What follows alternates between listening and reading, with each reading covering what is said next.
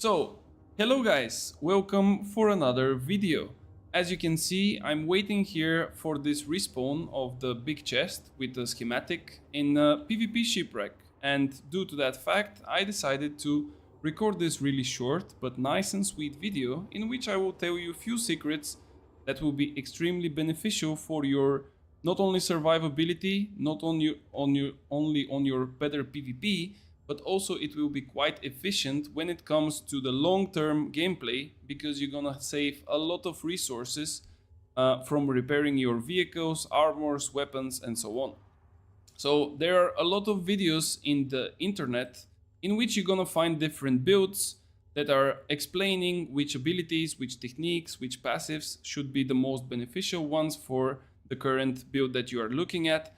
But there are probably not that many videos that are explaining a really crucial part of the game, and those are specific passives which are giving you beneficials for repairing stuff.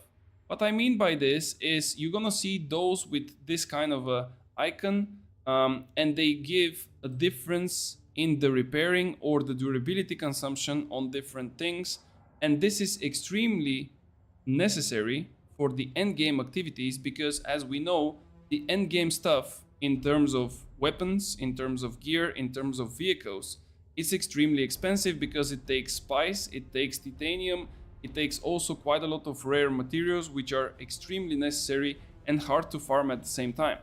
So what I want to share with you today is that definitely you have to go for vehicle repair on level 3, which will cost you in total, I think, 6 points. No, actually, it's gonna be 8 points. I think it should be 8 points, but I'm not sure. But regardless of that, you should definitely invest into it, as it will reduce the max durability loss while repairing a part of your vehicle with the wielding tool by 35%.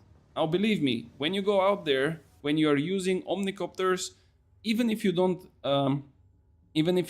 get into PvP fights, even if you don't get shot by rockets or missiles from enemies and so on, you will still lose durability on your wings, and those wings are of course better at a higher tier, meaning MK6, and this of course is crafted only by spice and other resources that I already mentioned.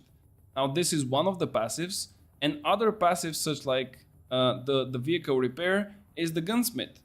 You are skilled in the repair of weapons and tools, reducing the maximum durability cost of each repair by 25%. Now this means that when you go to the repairing station, you would get less durability loss, and by loss I mean this red part here on the right side where you can see it. And with each repair you lose a portion of your durability, which eventually means that in a later stage you would not be able to use this item anymore, or the repair amount will be so small that you would basically have to repair it again or throw it away after a couple of uses. So if you have this passive and you reduce that red part by 25%, it's needless to say that it would cost you a lot of materials in the long run, and it would basically save you a lot as well. And then last but not least, of course, field maintenance. This one is you know how to strip down and clean your weaponry, slowing the durability cost of firing weapons and tools in hostile environments.